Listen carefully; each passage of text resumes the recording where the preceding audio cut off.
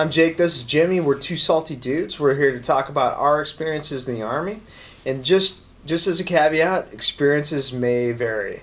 We're going to try to do like a weekly segment. And in this one, we're going to talk about getting back to the fundamentals. What does that mean? So when I look at you, Jimmy, when somebody says get back to the fundamentals, get back to the basics, what does it mean to you? Back to the fundamentals, back to the basics. That has a lot to revolve around being a soldier, right? The whole Army warrior task, or as we say, shoot, move, communicate, like to under medicate and decontaminate. Now it's survive and adaptability. So mastering those skills at all levels, from the soldier up to non-commissioned officers and officers, being a part of those things. There's more back to the basics. There's a lot of things that we did years ago, 20 plus years ago, that it's like they found different names to kind of call it today.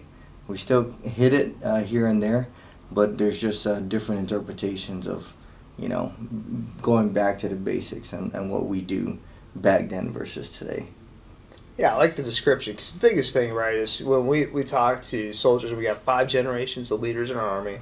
Everybody's come at a different time. So, when somebody comes up and says, hey, man, let's get back to the basics, back to the fundamentals, and you're looking at somebody and like, you almost have to describe it, because it's not just a matter of you came in at a different period of time with different equipment to include this great TA 312 here, but that you also came in at different units with different missions, with different skill sets. You could come in and be a part of White House communications. You could come in and be part of a regional hub there, and you could come in and be on in a brigade combat team or something like that. So the biggest thing, I think, we have the conversation is when somebody comes up to you or me and they say, hey, or we say, hey, let's get back to the basics and fundamentals. We have to articulate what does that mean to them, to you, to us, and add a little bit of clarity. Like you talk about shoot, move, communicate, medicate, decontaminate. It goes back. It's generational, right? It's beyond generations.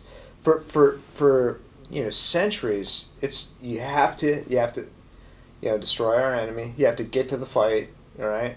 You have to survive. You have to be able to communicate to your left and right to create an unfair advantage against our adversaries. Yeah. So as we go back to the fundamentals, the question really is, what does it mean to you? And then if it means something to you, how are you going to articulate that to the people you lead? And if you're somebody in an organization, if somebody says it to you, asking them the question, all right, what is it? What do the fundamentals mean to you? And do they change based on the organization you're in? So.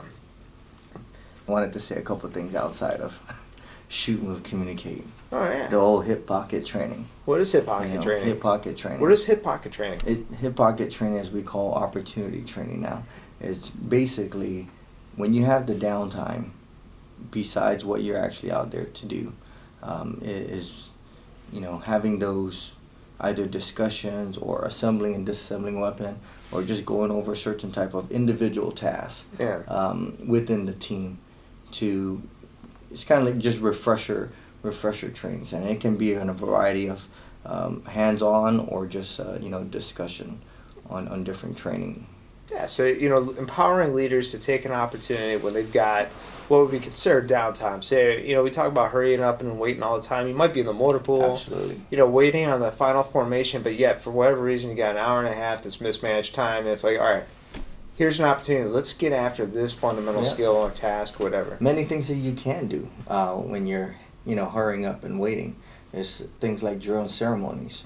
Marching around the motor pool, calling some cadence, going over something like the 5098s that we always, till this day, seems like we always have issues with how to conduct maintenance. But it's just things like that right there, where leaders and soldiers it's still team building at the same time. Brush up and conduct refresher on some of the things that basic stuff that is expected of leaders and soldiers to do. So instead of doom scrolling on your mobile device. Absolutely. Because this goes back to pre-mobile devices. It's like, all right, what are we going to do while we're out here waiting for our iteration on the range? All right, let's talk about fundamentals of marksmanship. Let's talk about, camouflage. Let's talk about, in some cases, go back to the Cold War days. All right, we got a deck of playing cards. What is this when you see it flying overhead? It's SU 747 or whatever, Right. whatever. It's a MiG-5, Yeah. or whatever. So, with those playing cards, as you're doing spades and whatnot. Yeah, absolutely. Just, identification, enemy was it Friend or friend foe? or foe identification, Yep. those types of things to go over. And especially great example being at the range, there's a lot of wait time there. It's concurrent training or opportunity training, but the concurrent training, what else can be done outside there at the range while waiting? So what types of techniques did you do pre-mobile device to get after hip pocket training? Because it was literally hip pocket training for a reason. Right. It was called that because of why? Because there was a lot of time. Well, again, experiences may vary. We used to call it hip pocket training because we had this book, Right. no kidding, book with soldiers' tasks and skills. It's like, all right, here are some things that we want you to get after. So, as a team chief, squad leader, platoon leader, whatever, you had a number of different topics Right. with task condition standards to get after when you had an opportunity to get after it. For example, just waiting for your lift while you're, a lift being a tactical vehicle coming to pick you up, not lift as in Uber and all that kind of stuff, Right. but to come pick you up from a particular objective or something like that. So here you go. Task condition standards, let's talk through it. Give me an op order brief, give me, talk me through the 8-step training model. 8-step training model. Things of that nature. Convoy brief. Sure. Going over a convoy brief, rehearsal, things like that. But again, as I mentioned, is those shoot, move, communicate, medicate, and decontaminate tasks. Those are very good, individual tasks and collective tasks that can be discussed over hip pocket training and or concurrent training. What else you got there on your list of talking about? I love maintenance. One of the things I love maintenance, you know why I love the battle rhythm. So, in a signal unit, you got Monday's motor maintenance, but you talk about your vehicle, you're talking about your generation, you're talking about your lower tactical TI. internet, or your combat net radio systems, all that, because those are the fundamentals that are going to get you to the fight, right?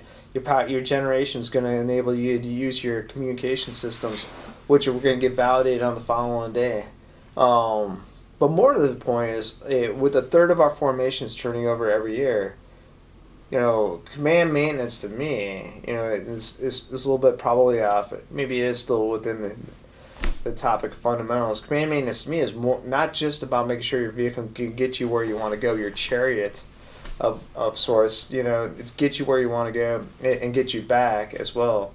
But also it's an eyeball check for the team that, your teammates and everything else. So as a leader, just checking people, how they doing over the weekend. It's not just, checking for class 1, class 2, class 3 leaks under that vehicle platform, but it's also, checking for class 1, class 2, class 3 leaks on your soldiers. Like, hey, how you doing? How things going with the family?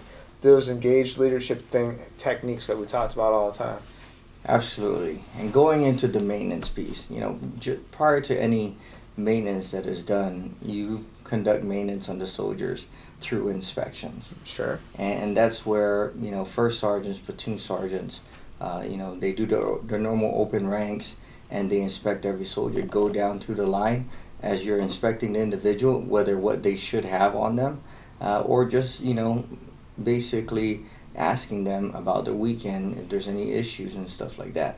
And as they're going through, of course, that squad leader or team chief pulls out a notepad or phone, I guess nowadays, and takes the note of every individual where that that is being inspected. And if there's any issues, the team chief or section sergeant, squad leader, they're annotating that and making sure that it's actually addressed. So it's the maintenance of the soldiers, to see if there's any issues out there, or even, if there's something wrong with the uniform, or if there's something wrong with basically their appearance. It can mean, there might be some underlying things right there that at least it gives the leaders that opportunity to, address, Mm-hmm. or kind of like look into or inquire a little bit more about with the service member.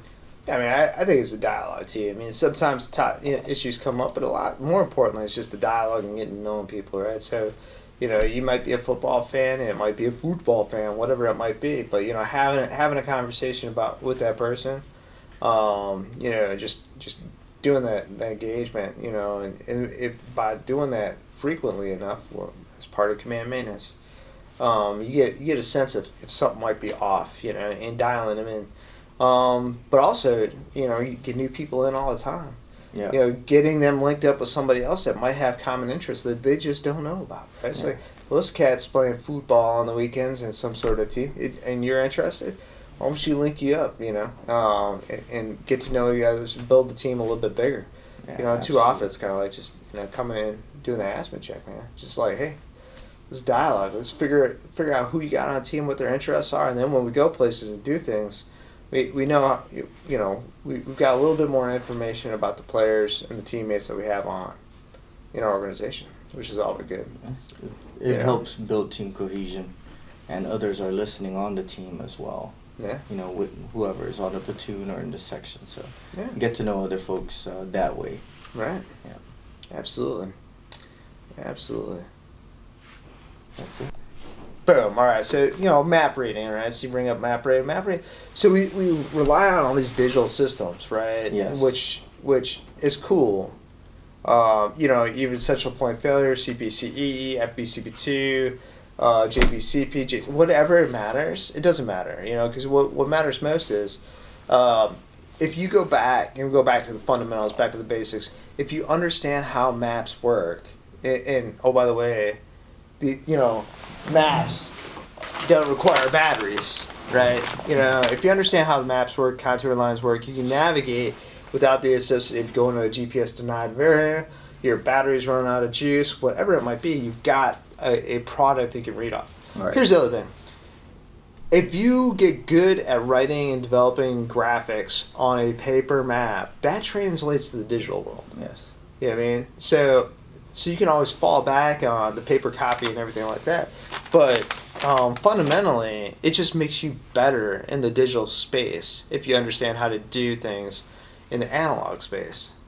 Same thing with marksmanship. When you go back to the iron sights on rifles and things like that, if you understand the fundamentals of marksmanship, right, and understand how those iron sights work, you're just going to be better with a sight, an enhanced sight, whether it be an ACOG or a CCO or anything like that. And it builds confidence too, right. Knowing your equipment. Given a map and a compass or a map and a dagger. For the individual to actually just take that and get from point A to point B on foot. Weapon systems, the difference between battle size 0 and mechanical 0, the two totally different. One is the mechanical 0 getting the weapon out of the arms room, a brand new weapon, setting it to mechanical right. 0, then going to the range, zeroing it, and figuring out your own battle size 0. The difference of knowing that piece right there. It just builds confidence in the individual knowing about weapons, their assigned weapons, or the actual weapons in general. So right, yeah, all this stuff, getting out on the ground, understanding the ground, all the things make you a better Call of Duty player. Anyway, there you go. On the next episode of Two Salty Dudes, we're gonna talk about the face of the franchise.